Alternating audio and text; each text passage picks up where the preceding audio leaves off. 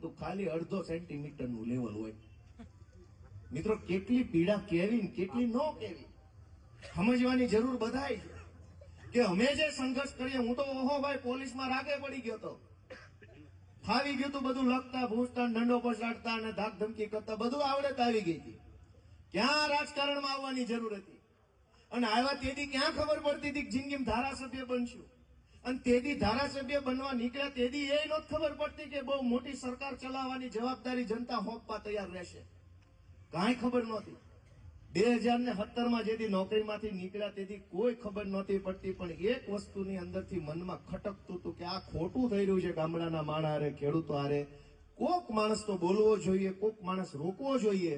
અને કોઈ નહીં બોલે તો હું બોલીશ કે વાત મગજમાં લઈને અમે આ રસ્તે ચડ્યા રાજનીતિ.